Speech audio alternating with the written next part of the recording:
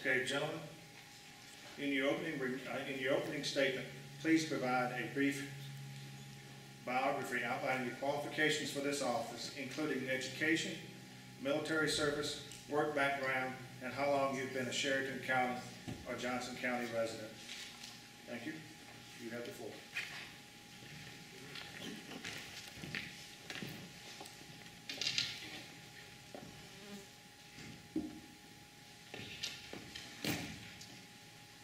I'm Bob Johnson from Kearney. I live 1 mile south of Johnson-Sheridan County line on the ridge overlooking Fort Phil, pretty well in the center of Senate District 22.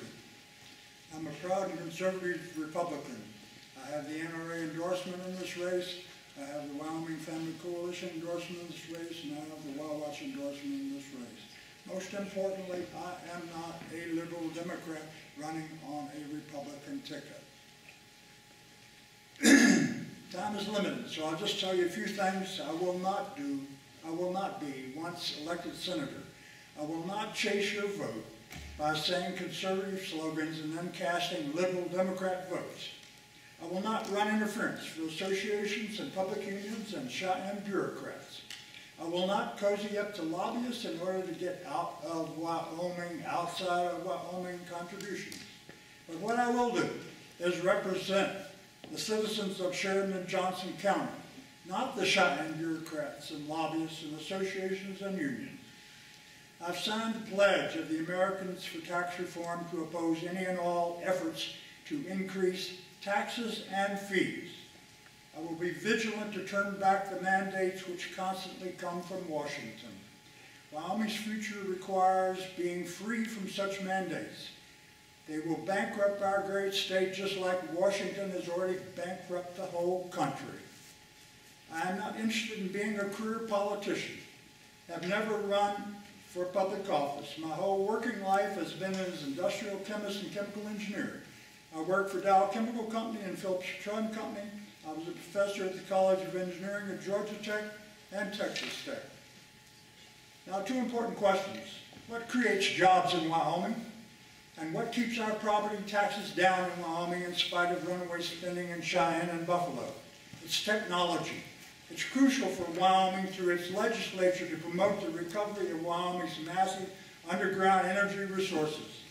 In-depth background in chemical technology is in short supply in the Wyoming Senate.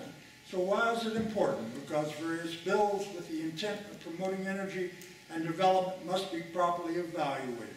Finally, I say to you that I totally support family values, sanctity of life, and traditional marriage.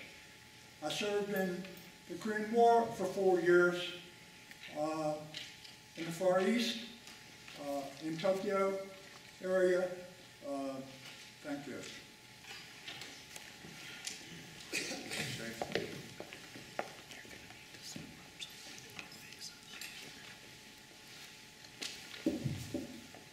My name is John Chiffer. First of all, I'd like to thank the Bulletin, Mr. Pye, for putting this on. I appreciate it. This is what our form of government is all about, is you all holding us accountable. When I go to Cheyenne, I work for you. I grew up in Sheridan and Johnson counties, attended school there. I got a BA degree in economics from Colorado College. I then enlisted in the U.S. Navy. I served an extended combat tour in Vietnam in a river detachment.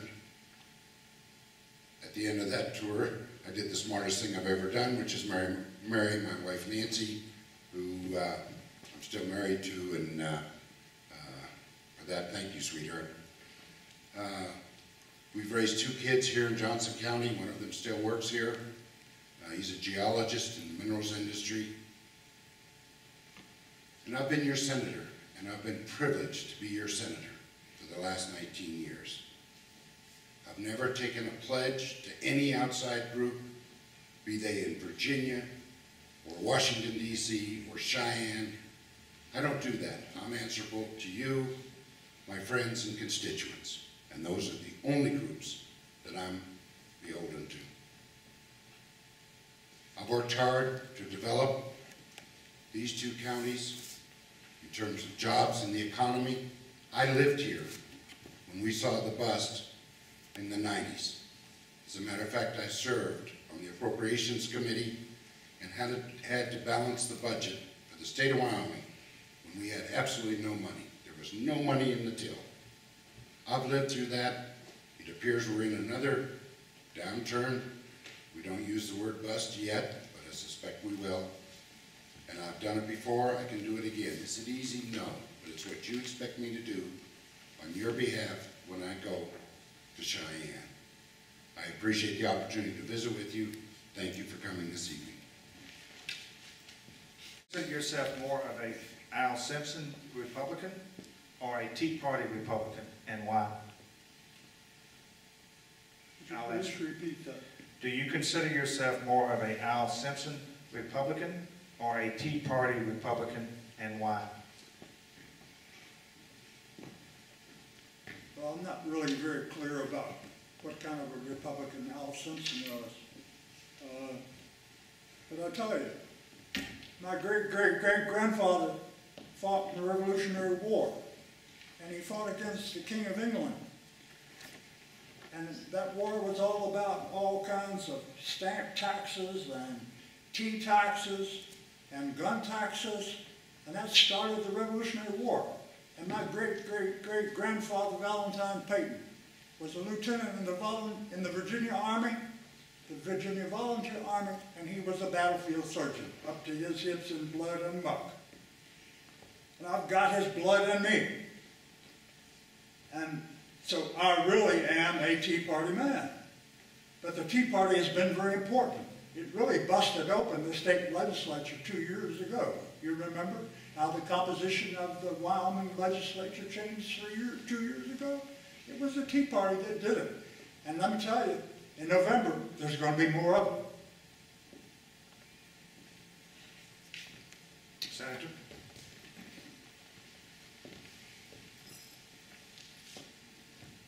It's a great question.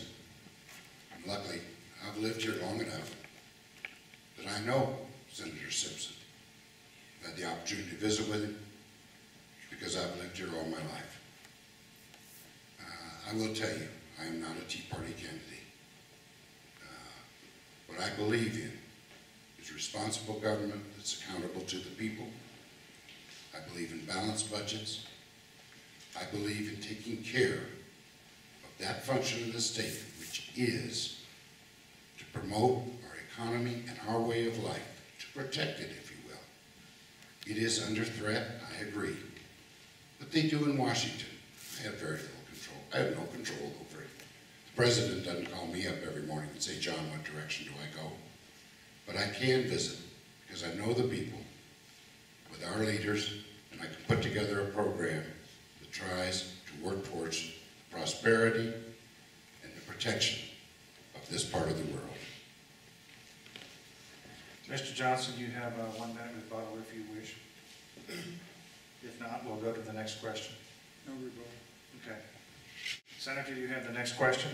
With the decline in natural gas prices as well as the national shift away from coal to electric power, it is likely that Wyoming's revenue picture will not be as rosy as the past decade.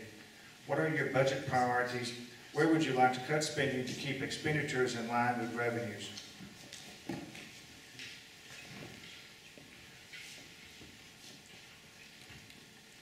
The price of natural gas right now is right around that $2 per million cubic feet. That's the way they measure it. Every time the price of gas drops $1, the tax revenue drops $100 million for natural gas. That's how dependent we are. In view of where we're at now, roughly $2 and a little bit of change at either hub, it seems to me we have to go in and look at budgets, which I can do. I can probably read the budget better than virtually any other senator that's serving now. I spent a long time on appropriations. It's not difficult to read. It's kind of a knack to reading it. You go in and if we're going to cut, let's cut where it makes sense. Let's minimize the bloodletting. But let's understand what we need as the population of the state and the population of these counties need. And let's match it up. There are ways to cut it. In my job as chairman of the Highways, Transportation, and Military Affairs Committee. That's the committee I chair. I work with two agencies, the military department. I've already sat down with them. The governor's asked for an 8% cut. We can make an 8% cut, and it will minimize the damage. I will tell you, I am still negotiating with the Department of Transportation. That's a mammoth budget, but my goal is, in my negotiations with them, is to say that we take care of the maintenance of our highways. First and foremost, this state relies on our highway system, be it city streets, county roads, state highways, state federal highways, or our three interstates. I'm going to protect the money we have to maintain our highways. We're right in the midst of negotiations with those folks. That's what I do on your behalf. Mr. Johnson?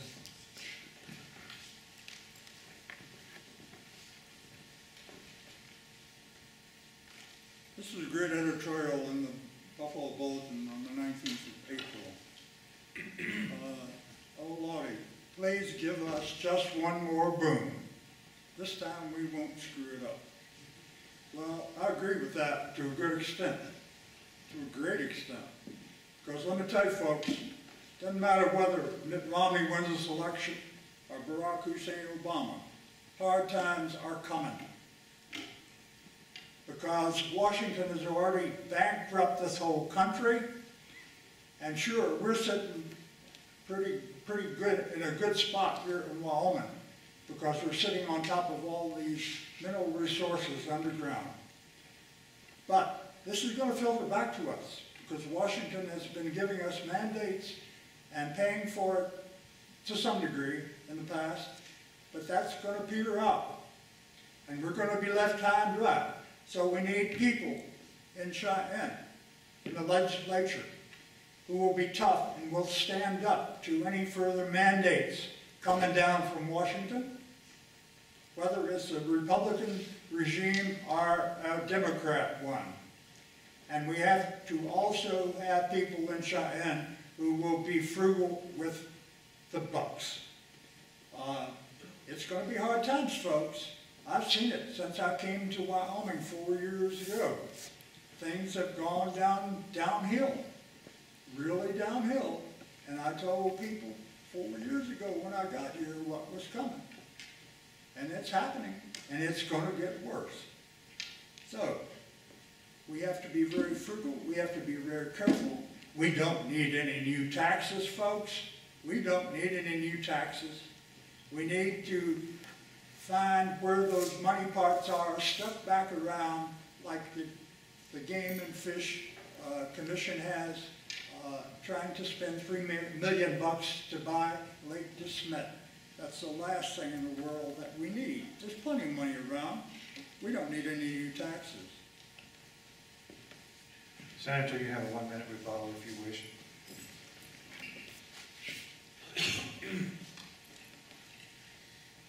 It may be the only thing that Mr. Johnson and I agree on is he's right, we're facing hard times. Let me point out that almost 10 years ago, a member of the House of Representatives named Frank Phelps, some of you may know him from over in Thermop, and myself, carried a bill that diverted an extra 1% of the severance tax into our permanent mineral trust fund. That money gets invested, doesn't cost the citizens anything in taxes, and yet now it has become the third leading revenue stream for the state. If you want to talk about adding a diversity of revenue streams to the state, I've done it, and I know how to do it. And again, I have lived through the hard times before my opponent even thought about living in Wyoming. Mr. Johnson, the next question is for you. In the light of the Citizens United U.S. Supreme Court decision, there is a great deal of discussion on outside spending and campaigns. For full disclosure for the people of Johnson County, who is funding your campaign or is funding a campaign on your behalf, and how much money has been spent on your campaign to date?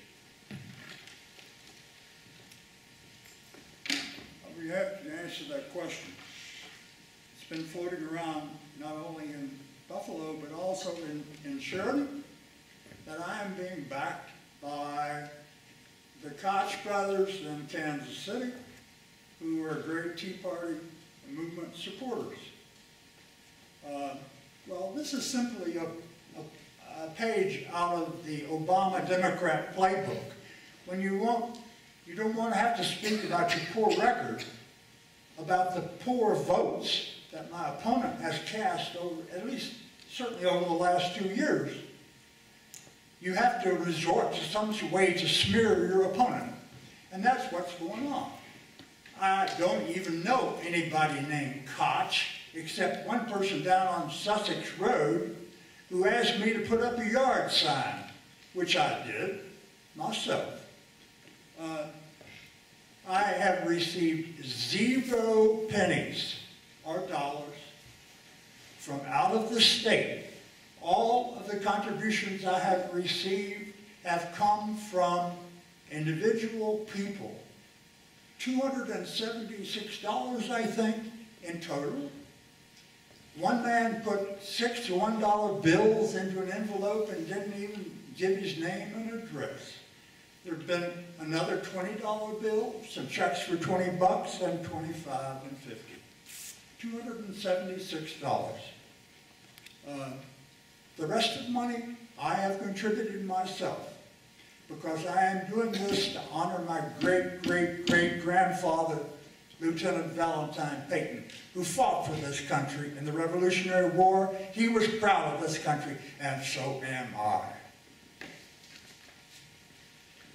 Senator?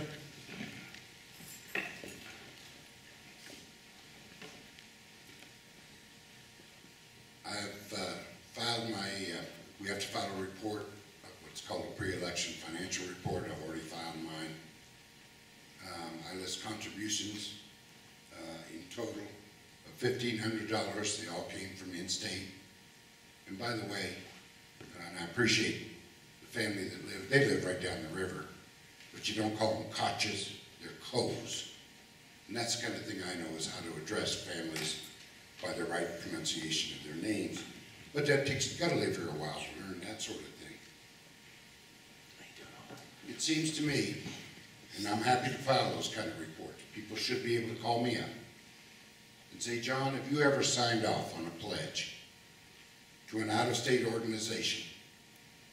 Organizations in Virginia, Washington, D.C., Cheyenne. Because let me tell you folks what happens when you sign those pledges. A bill comes up, and you get a phone call or an email saying, this is the way you will vote. I've never done that, never in 19 years. And I have no intention of doing it now. If my opponent wants to sign pledges to out-of-state organizations promising his vote, that's okay, but understand exactly what it means. It is a pledge to vote as somebody in Virginia tells you to vote. Thank you. Mr. Johnson, you have a 1-minute rebuttal, if you wish. No. Okay. Next question. Senator Schaefer. The Wyoming legislature passed a law allowing citizens to carry concealed weapons without a permit. What is your opinion about this piece of legislation?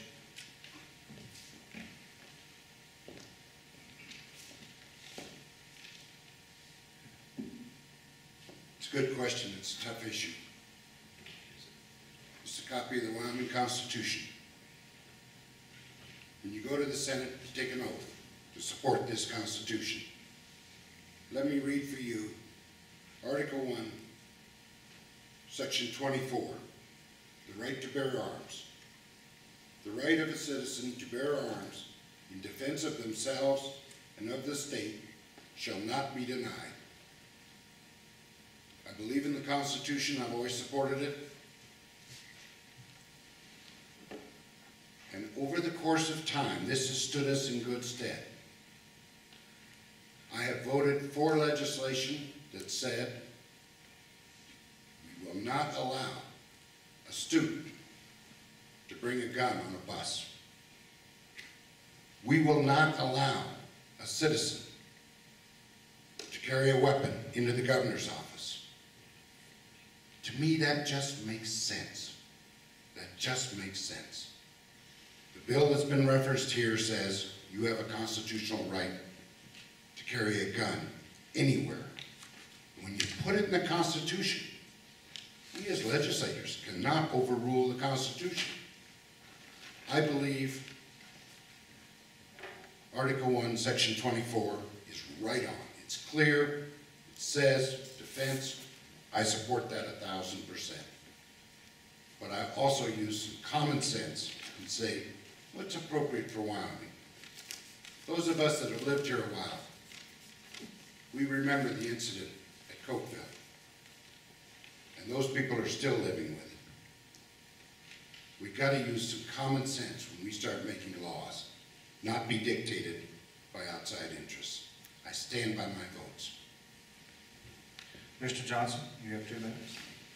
How much? 2 minutes.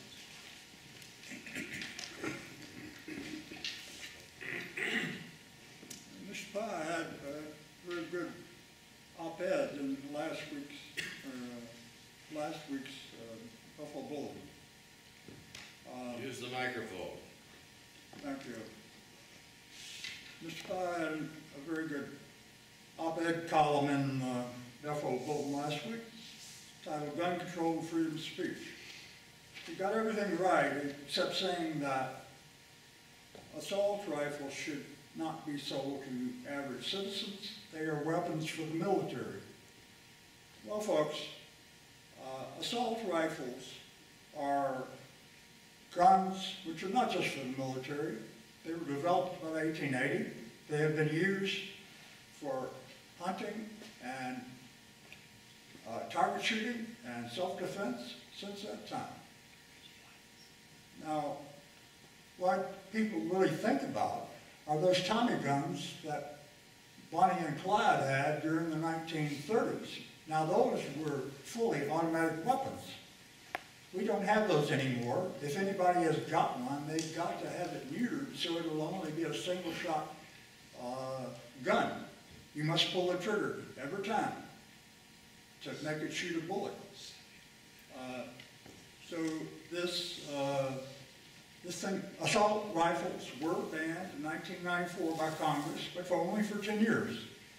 That ban expired, and Congress found that there's no data to support, there was no data in 2004 to support reinstituting it. But just think about it. This incident down in Aurora with 12 dead and 58 injured. Are we going to ban theaters? If we want to ban guns of any kind, we're going to ban school buses. You know, in Carrollton, Kentucky, my home state, school bus killed 27 people. Yuba City, Arizona, killed 29 people, a teacher and 28 students. They don't even have seatbelts yet. Senator, you have a 1-minute rebuttal if you wish.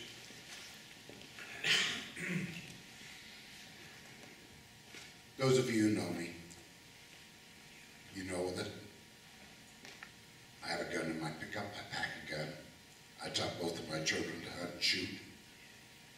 We still go hunting together. Sadly enough, my son Ben has better eyesight. That's why he can outshoot me now. It's not because I'm less skillful than he is. I assure you, I just can't believe that, but he does. But we do it. It's part of our heritage. It's part of our life. I'm not going to change my lifestyle, but I'm not going to be dictated to either. You got to use some common sense where somebody's carrying a deadly weapon. Mr. Johnson, you have the next question. There appears to be a growing split in the Wyoming Republican Party between centralist and more right-wing members. Where would you consider yourself on this scale? Are you willing to compromise on issues to pass legislation? Why or why not?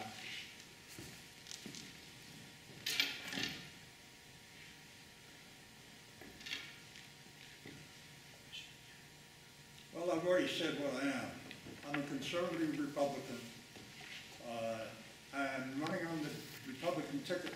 I'm not a liberal Democrat who is running on the Democratic ticket. That is how I define myself.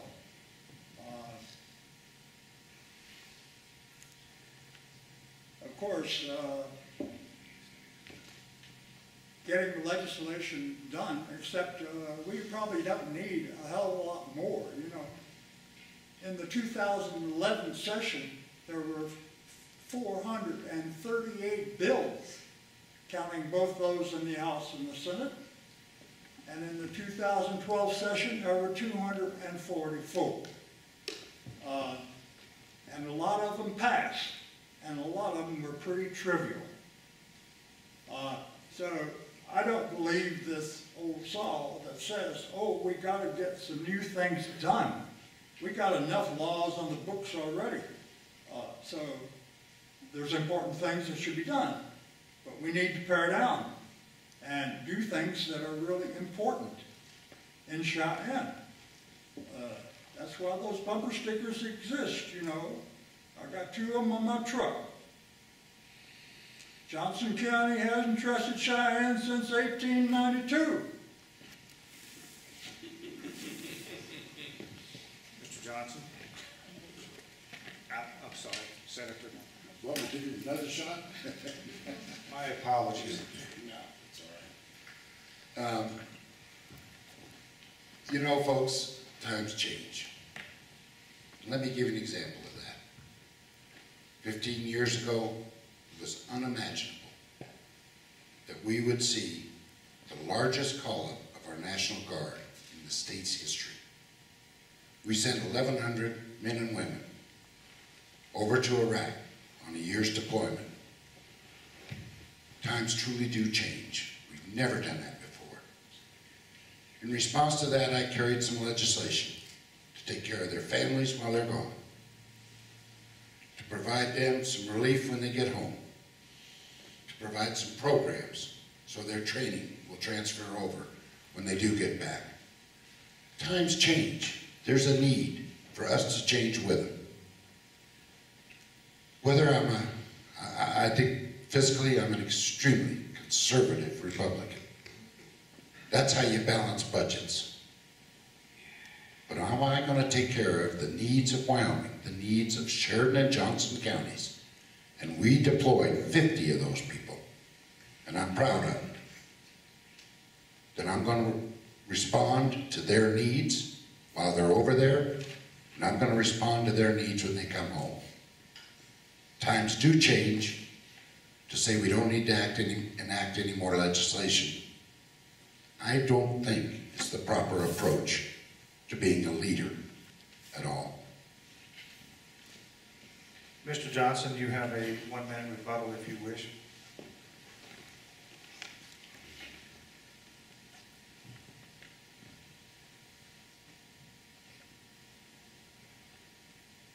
No. Thank you. Senator, has the legislature been proactive to facilitate the delisting of wolves, or do you believe another course of action should be pursued? If not, what course of action?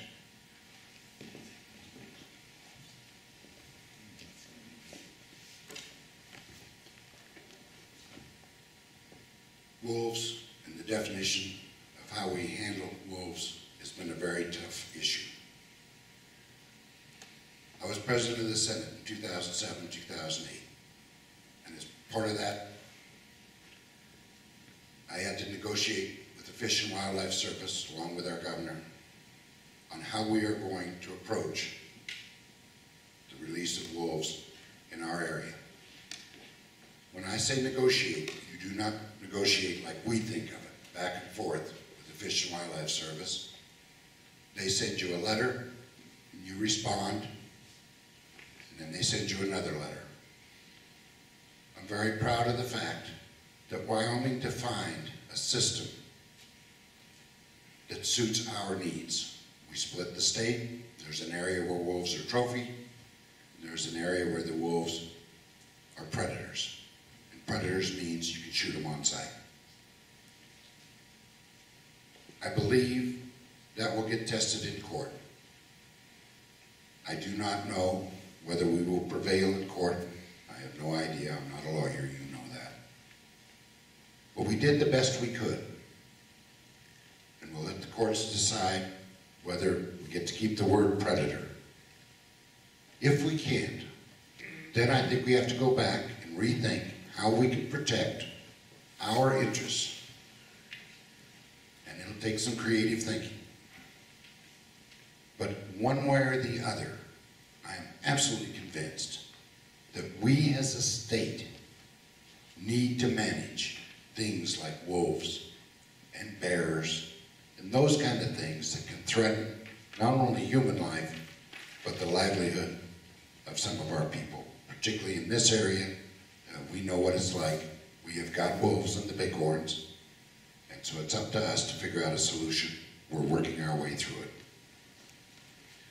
Mr. Johnson? You have 2 minutes. Would you repeat the question? Has the legislature been proactive to facilitate the delisting of wolves, or do you believe another course of action should be pursued? If not, what course of action?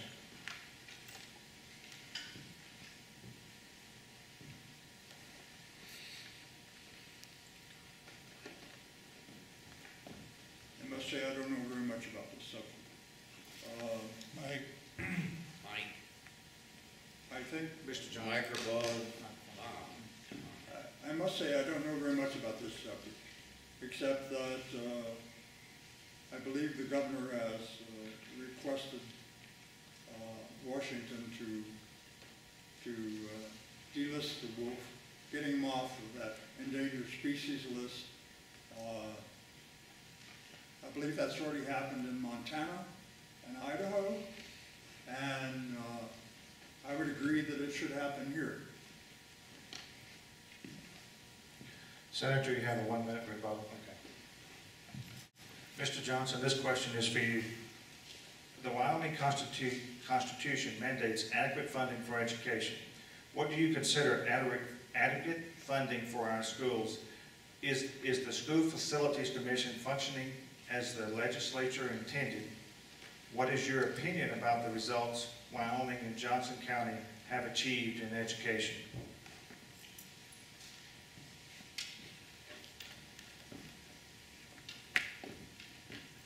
Well, I was born in 1929.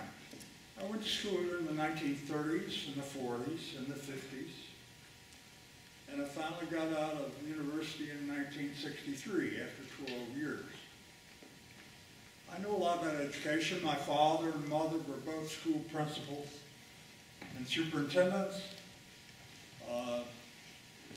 And of course, I myself was a professor at Georgia Tech and Texas Tech and the University of Minnesota.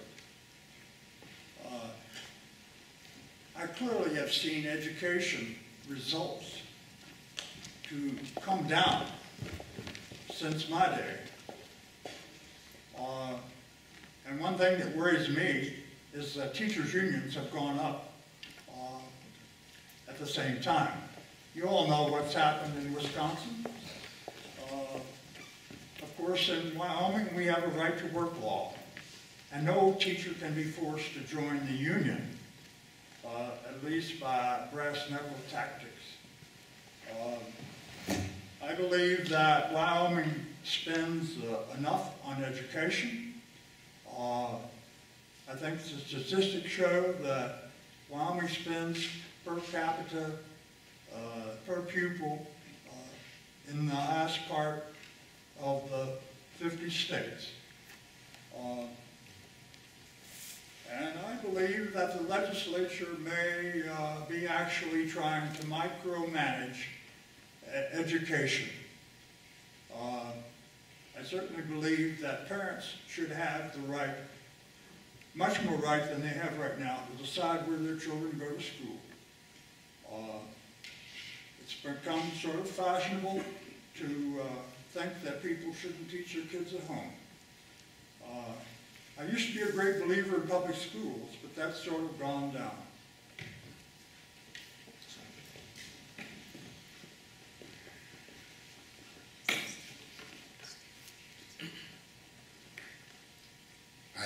privilege in Senate District 22 of representing all or part of 4 different school districts. A very large district, Sheridan District 2 is a large district. The smallest school district in the state is Claremont-Arvada. They're within Senate District 22. Johnson County is right kind of in the middle, as is Sheridan District 1, kind of middle of the road, kind of middle in size. Over the years, we have worked hard to provide the resources to our school districts and our school boards.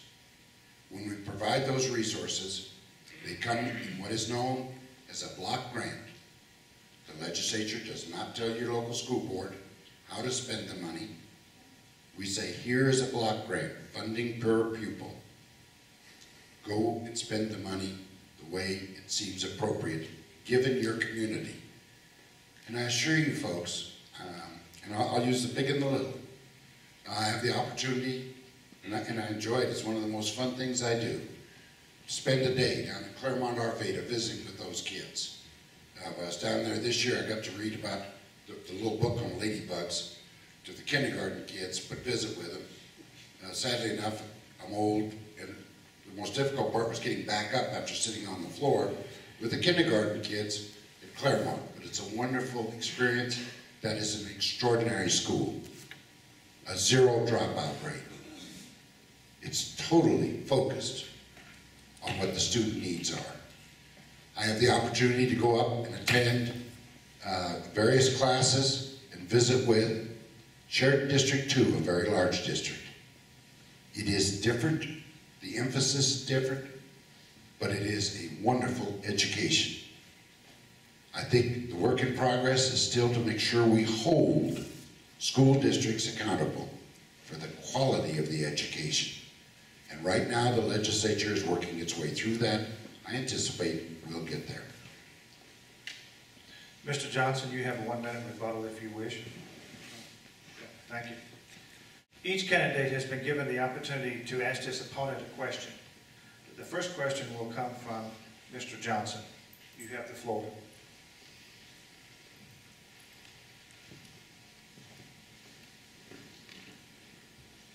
Mr. Schiffer, about 3 years ago, I began to notice or have a hunch that our senators and representatives in Johnson-Sheridan County were casting really sort of strange votes. And so I spent a lot of hours tabulating the roll call votes for the last 2 sessions, 2011 and 2012, off the Wyoming Legislative website. Just here is 22-page hard copy in Wyoming legislative format of the roll call votes, just for the Johnson County and Sheridan County representatives and senators.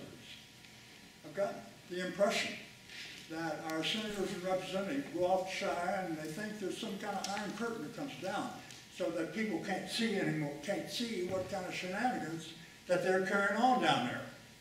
Well, it's here. They're votes. And they're really kind of crazy. I'm amazed that our senator would cast votes as he has. For example, Mr. Johnson, your question for Senator Schiffer is what? My question is, why have you cast votes on guns, on health care, on energy and technology, on family values, which are totally inconsistent with the majority of the people in Johnson and Sheridan County who are your constituents? I just can't understand that. Senator, you have the floor.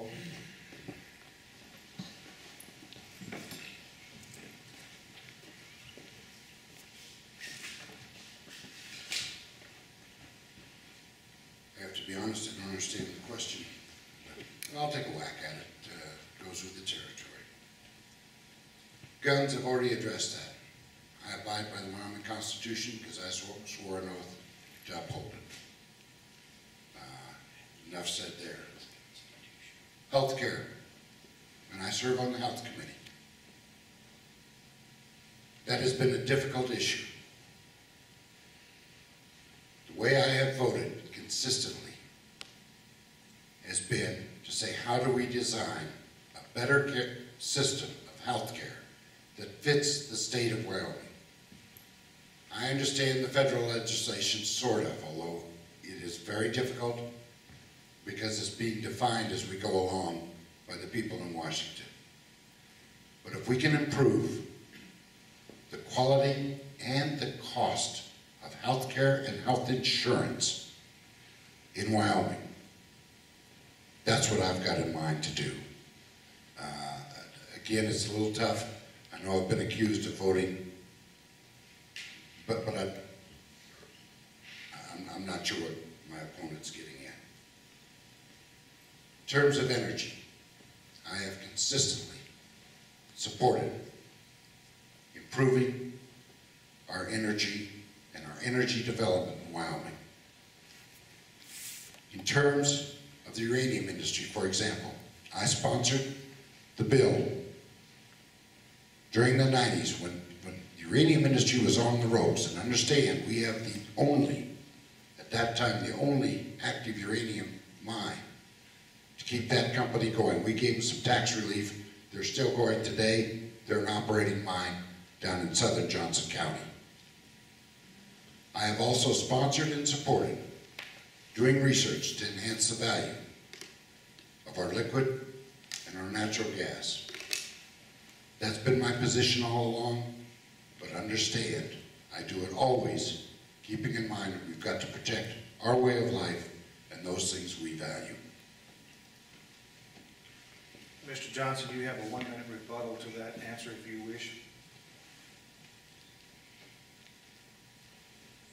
I'm really having trouble hearing. It seems the speakers are someplace, and it comes across as a great blur to me. So do you wish to make a rebuttal at this time? Well, I'm not in a position to. Okay. Senator, your question to Mr. Johnson?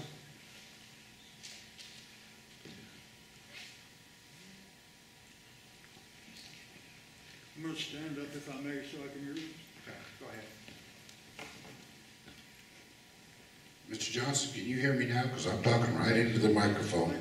And the way politics works is you got to listen to people. What's that?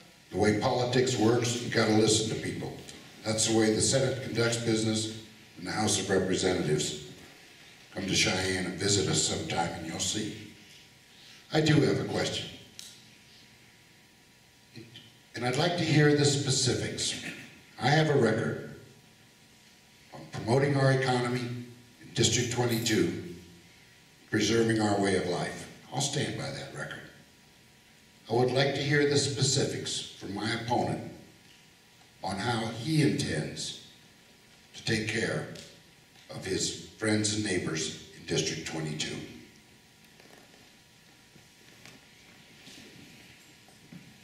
You know, Kearney is not exactly a fancy neighborhood. You ought to go up there sometime.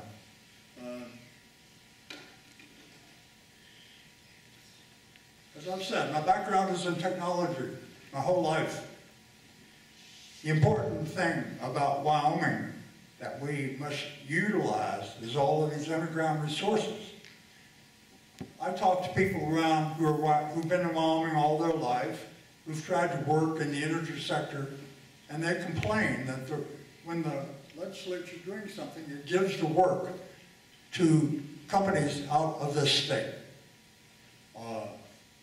It's no surprise that my opponent gets most of his, or 20% of his contributions from out of the state, from large companies. That's not a mystery. For the last election cycle, in 2008, which is the latest one reported, that's quite clear. However, it's going to be very important if we're going to withstand in Wyoming all of this crushing Washington mandates where Washington tries to shove the burden down onto us. We're at a cliff, a financial brink. Not only is the federal government broke, and we're not broke, we're doing reasonably well. We've got about enough money in the rainy day fund to pay for 1 year. But you know, if you told people that in 1932, they would say, well, what about 1934? So we must be very diligent to use the capability that we have and the resources that Providence gave us underground. Senator, you have a 1-minute rebuttal if you wish.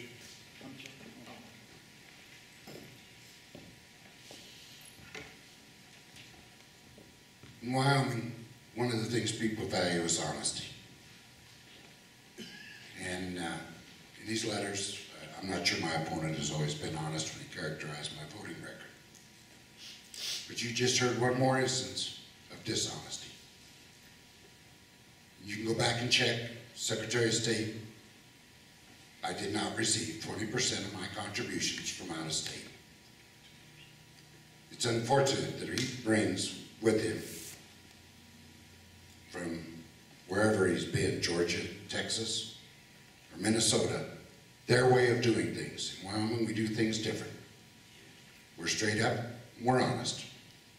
I have been that way for 19 years, and I'll continue to be that way. Gentlemen, we will take a brief break, and then when we come back, we will have questions from the audience. We'll have at least 2 questions from the audience, possibly 3, depending on the questions. But we'll take a brief break and then have those questions at that time. Okay, we will go ahead and start back. There are 5 questions from the audience, and well, we have selected 5. There were several more, obviously, and these are some good questions. And we selected questions that had not been asked or had not been fully answered. So we will ask these 5 questions from the audience, and I'm indeed grateful that y'all came up with a good list of questions and so forth. And I want to compliment y'all too. It has been very smooth and efficient. Let's see here. The last question was to, okay, Mr. Johnson, the question goes to you first. If you both support the Second Amendment, why has the NRA endorsed Mr. Johnson with an A- while giving Mr. Schaefer a C+? That's very simple. It's because of the votes, 4 major votes that he cast during the year 2011. In 2010, the Concealed Constitutional Carry Bill passed the House. It was blocked in the Senate. In November of that year, 2010, there was an election. November 2010, the Tea Party sent a lot of people scurrying out of the Wyoming legislature. And then 3 months later, the same bill went right through the House and right through the Senate. My opponent voted against it again. Other bills as well, like the right constitutional amendment on the right to hunt and fish and trap.